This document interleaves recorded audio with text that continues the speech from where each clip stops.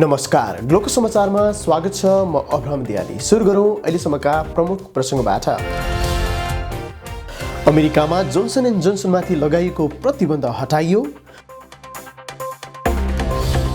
COVID-19 को खोप गर्भवतीहरूलाई पनि सुरक्षित रहेको अमेरिकी रोग नियन्त्रण तथा रोकथाम केन्द्र सीडीसी को भनाइ।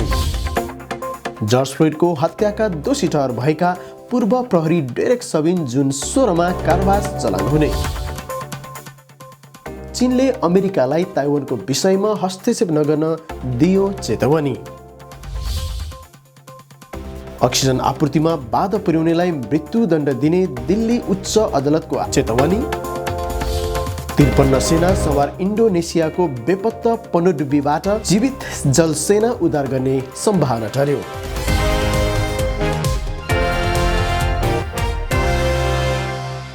अमेरिकी सरकारसँग आधिकारिक रूपमा दर्ता गरी सञ्चालनमा आएको ग्लोकल प्लेटफर्मबाट दैनिक रूपमा देश तथा विदेशका घटनाहरू जस्ताको तस्तै ग्लोकल समाचार मार्फत हामीले निरन्तर प्रस्तुत गर्दै आइरहेका छौँ। हामीले प्रस्तुत गरेका सबै कार्यक्रमहरू समयमै र सबैभन्दा पहिले हेर्नको लागि हाम्रो युट्युब च्यानललाई सब्स्क्राइब गर्न नभुल्नुहोला।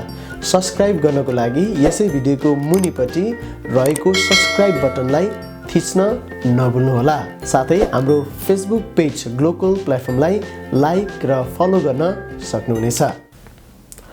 अब ग्लोकल समाचार विस्तारमा। अमेरिकामा कोरोना विरुद्धको जोन्सन एन्ड जोन्सनको खोप लगाइएको प्रतिबन्ध हटाइएको छ। Food and drug administration FDA ले जोन्सन एन्ड जोन्सन खोपमाथि 11 दिनदेखिको प्रतिबन्ध हटाएको हो। तर खोपमा अति दुर्लभ प्रतिक्रियाका रूपमा रगत जम्न सक्ने चेतवनी भने राखिने भएको छ। जोन्सन एन्ड जोन्सनको खोप लगाएका करिब 80 लाख मध्येबाट 15 जनामा गम्भीर प्रकारको रगत जम्ने समस्या देखिएको थियो। समस्या देखिएका सबै 50 वर्ष मुनिका महिला छन्। उनीहरूमध्ये 3 जनाको मृत्यु भएको छ। युरोपियन औषधि नियामक निकायले पनि यही हप्ता जोन्सन एन्ड जोन्सनको खोपमाथिको प्रतिबन्ध हटाएको थियो। अमेरिकामा प्रतिबन्ध फुकुवासँगै नेदरल्यान्डमा रहेको कम्पनीको फ्याक्ट्रीबाट कम्तीमा 1 करोड डोज तत्कालै अमेरिका पठाइने भएको छ। कोभिड-19 को खोप गर्भवती महिलाहरूलाई सुरक्षित भन्दै अमेरिकी रोग नियन्त्रण तथा रोकथाम केन्द्र CDC ले नयाँ मार्गनिर्देशन दिँदै सिफारिस गरेको छ। अर्थात् गर्भवती महिलाहरूले पनि यो खोप लिन सक्नेछन्। रोग नियन्त्रण तथा रोकथाम केन्द्रले गत शुक्रबार अप्रिल 23 का दिन गर्भवतीले पनि कोभिड-19 को खोप लिन सुरक्षित भन्दै सिफारिस गरेको हो, जसले एक नयाँ अध्ययनलाई उद्धृत गर्दै उक्त खोप वा खोराक गर्भवती महिला वा उनीहरूका बच्चाहरूको सुरक्षाको चिन्ता गर्नुपर्ने कुनै कारण नरहेको, कुनै प्रमाण नभएको बताएको भन्दै समाचारमा उल्लेख छ। व्हाइट हाउसको कोभिड-19 बारेमा बोल्दै CDC प्रमुख चिकित्सक रोसेल वालेस्कीले स्वीकार गरिन् कि कोभिड-19 खोपको प्रारम्भिक परीक्षणमा सहभागी हुने कोही पनि गर्भवती थिएनन्, जसले चिकित्सक र परिवारलाई नयाँ खोपहरूले बिरामीलाई कसरी असर गर्ने भन्ने बारे थोरै तथ्याङ्क पनि राखेका छैनन्। तथ्याङ्कले अनुसन्धानकर्ताहरूलाई नयाँ खोपले गर्भ अवस्थामा बढ्दो जोखिम पर्ने सुझाव दिएको उनले बताइन्। त्यस्तै CDC ले गर्भवतीलाई कोभिड-19 खोप लिन सिफारिस गरेको छ। वालेस्कीले शुक्रबार भनेकी छिन्, हामीलाई थाहा छ कि यो गहिरो व्यक्तिगत निर्णय हो र म मानिसहरूलाई उनीहरूको र उनीहरूको बच्चाको लागि के उत्तम हुन्छ भन्ने कुरा निर्धारण गर्न चिकित्सकहरू वा प्राथमिक हेरचाह प्राध्यापकहरूसँग कुरा गर्न प्रोत्साहित गर्दछु। जर्ज फ्लोइडको हत्याका दोषी ठहर भएका पूर्व प्रहरी डेरेक सबिन आगामी जुन 16, 2020 का दिन कारागार चलान हुने भएका छन्। उनलाई गत अप्रिल 20 मङ्गलबारका दिन दोषी ठहर गर्दै अन्तिम निर्णयमा 3वटै आरोपमा दोषी ठहर गरिएको थियो। 45 वर्षीय पूर्व प्रहरी डेरेक सबिनलाई दोषी ठहर गर्न कम्तीमा पनि 2 दिनमा 10 घण्टा भन्दा ज्यादा समय निर्णायक समितिलाई लागेको थियो। उनले जर्ज फ्लोइडलाई 9 मिनेटसम्म घुँडाले थिचेर यातना दिएपछि फ्लोइडको मृत्यु भएको थियो। पूर्व प्रहरी सबिनलाई दोस्रो श्रेणीको अनैच्छिक हत्या, तेस्रो श्रेणीको हत्या र दोस्रो श्रेणीको मानव हत्याको अभियोग लगाइएको छ। सबिनलाई दोस्रो श्रेणीको हत्याको लागि 40 वर्ष, तेस्रो श्रेणीको हत्याको लागि 25 वर्ष र मानव हत्याको सिलसिलामा 10 वर्ष कारागार रहन सक्नेछन्। तथापि मिनेसोटाको मार्ग निर्देशन अनुसार प्रत्येक हत्याको लागि 12.5 वर्ष कारागार र मानव हत्याको लागि 4 वर्ष कारागार सिफारिस गरेको छ। अमेरिकामा गएको 24 घण्टामा कोभिड-19बाट 59,902 जना संक्रमित भएका छन्। यसै गरी एकै दिनमा 711 जनाको मृत्यु भएको छ। गत शनिबार अप्रिल 24 का दिन 24 घण्टामा उक्त तथ्याङ्क न्युयोर्क टाइम्सले निकालेको हो। अमेरिकामा अहिलेसम्म कम्तीमा 22,23,22,230 जनाले पहिलो चरणको कोरोना खोप लगाइसकेको जानकारी अमेरिकी रोग नियन्त्रण तथा रोकथाम केन्द्रले जनाएको छ। अमेरिकामा हालसम्म कुल 5,70,746 जनाको निधन भएको छ भने गत 2 हप्तामा 3% मृत्यु हुनेको संख्या घटेको छ। हाल अमेरिकामा 45,724 जना अस्पतालमा कोरोना संक्रमितहरू भर्ना भएका छन् भने भर्ना हुनेको संख्यामा 6% वृद्धि भएको छ। हालसम्म अमेरिकामा 1,63,02,624 जना कोरोना संक्रमितहरू संक्रमणमुक्त भइसकेका छन्। अमेरिकामा 27% पूर्ण तथा 41% पहिलो चरणको खोप लगाएको अमेरिकी रोग नियन्त्रण तथा रोकथाम केन्द्र CDCले जनाएको छ। यो समाचार तयार पार्दासम्म कोरोनाबाट संक्रमित हुनेको संख्या 3,20,11,467 रहेको छ। चीनले अमेरिकालाई ताइवानको विषयमा हस्तक्षेप नगर्न चेतवनी दिएको छ। चीनिया विदेश मन्त्री वाङ यीले अमेरिकी प्रतिनिधिसँगको भिडियो वार्तामा सिधै ताइवानको विषयमा हस्तक्षेप गर्नु आगोसँग खेल्नु बराबर हो भनेका छन्। चीनले ताइवानलाई आफ्नो भूमि भएको दावी गर्दछ, तर चीनिया नीति ताइवानमा नचल्ने त्यहाँको राष्ट्रपति साई इन वेङले बताउँदै गर्दा अमेरिकाले उसलाई हतियारहरू बेच्ने गरेको छ।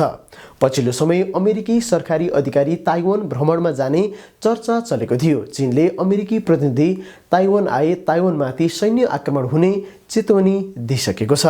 यसबीचमा शुक्रबार यीले अमेरिकी विदेश मामिलाका लागि अमेरिकी काउन्सिल अध्यक्ष रिचर्ड हाससँग भिडियो सम्मेलनमा अमेरिका र चीन सम्बन्धको बारेमा चर्चा गरेका थिए। सो क्रममा ताइवानको विषयमा हस्तक्षेप भएमा अमेरिकाले त्यसको परिणाम भोग्नुपर्ने चेतवनी दिएको हो। सो भिडियो वार्तामा सिङज्याङको मानवाधिकार र हङकङको स्वतन्त्रताको विषयमा पनि कुराकानी भएको थियो। यी दुवै मामिलामा चीनिया विदेश मन्त्री वाङ यीले अमेरिकालाई हस्तक्षेप नगर्न सुझाव दिएका छन्। उनले सिङज्याङमा उइगरमाथि भएको भनिएको दमनको विषय झुटो भएको र हङकङ एक देश दुई प्रणाली अनुसार चलेको क्षेत्र भएकाले चीनिया नीति अमेरिकाले स्वीकार गर्नुपर्ने बताए।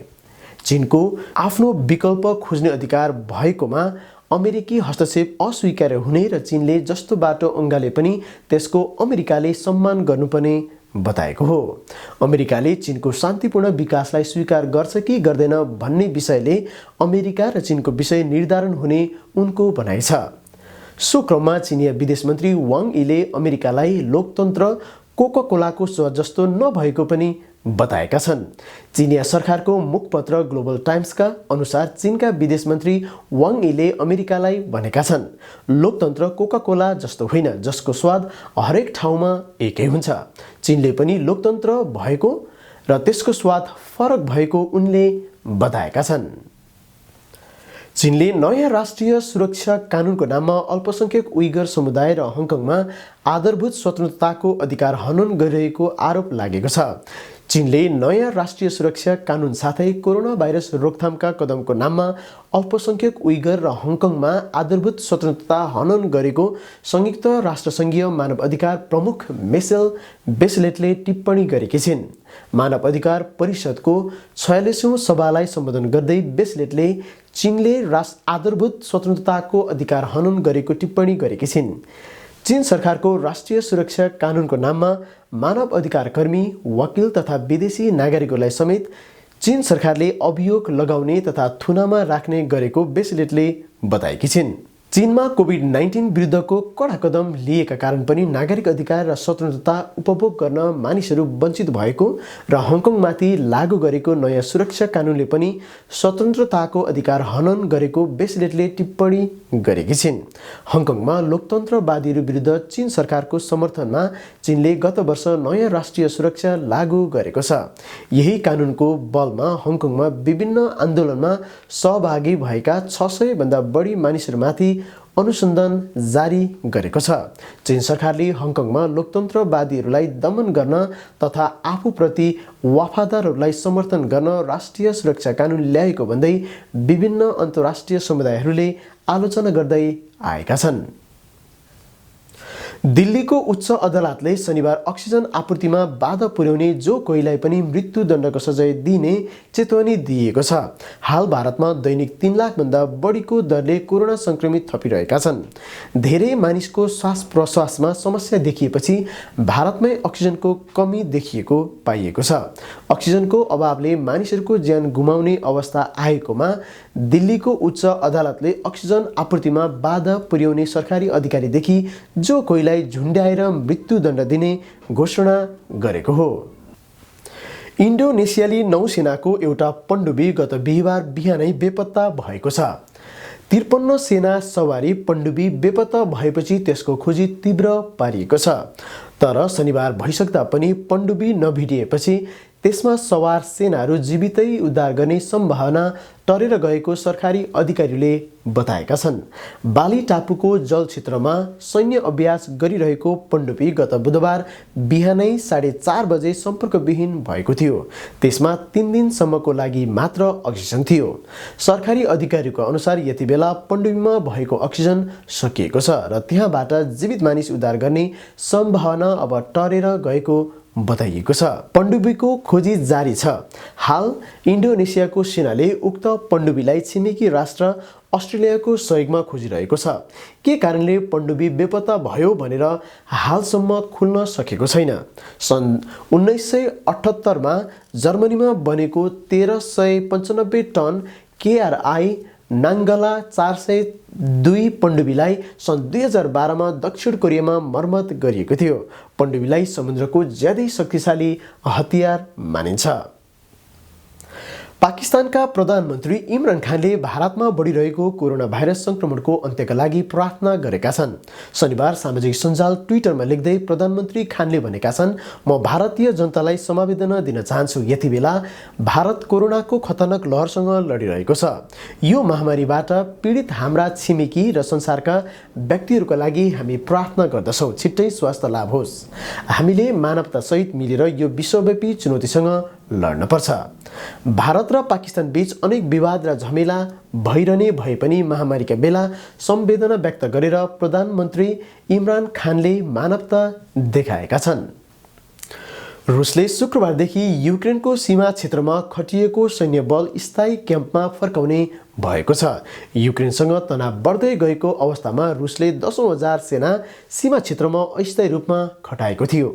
युक्रेनबाट अलग्गिएर रुसले आफूमा गाभेको क्रिमिया र पूर्वी सीमा क्षेत्रमा रुसले सैन्य सङ्ख्या बढाएपछि मस्को र किभ बीच तनाव बढेको थियो। रुसले युक्रेनले पश्चिमीहरूको इसारामा आफू विरुद्ध कथित खतराको आरोप लगाएको गुनासो गरेको थियो। रुसले युक्रेनमा आक्रमण गर्न सक्ने सम्मको अवस्था पुगेको बेला युक्रेनलाई जर्मनी र अन्य पश्चिमी मुलुकहरूले सहयोग गरिरहेका छन्। शनिबारबाट रुसले सेना फिर्ता पठाउने निर्णय गरेको त्यहाँका सञ्चार माध्यमहरूले जनाएको छ। यस कदमसँगै युक्रेनसँगको तनाव कमी आउन सक्ने आंकलन गरिएको देखिन्छ। हाम्रो तर्फबाट विशेष अनुरोध, हामीले प्रसारण गरेका समाचार, इतिहास, जीवनी र थुप्रै कार्यक्रमहरू समयमै र सबैभन्दा पहिले हेर्नको लागि हाम्रो युट्युब च्यानललाई सब्स्क्राइब गर्नुका साथै नजिकै रहेको बेल आइकनलाई थिच्न नभुल्नुहोला। हाम्रो फेसबुक पेजलाई लाइक र फलो गर्न सक्नुहुनेछ। साथै हाम्रो कार्यक्रम राम्रो लागेमा तपाईको परिवार, आफन्त र साथीहरूमा सेयर गर्न नभुल्नुहोला। ग्लोबल समाचार सकिनअघि मुख्य समाचारका शीर्षकहरू पुनः एकपटक। अमेरिकामा जोन्सन एन्ड जोन्सनमाथि लगाइएको प्रतिबन्ध हटाइयो।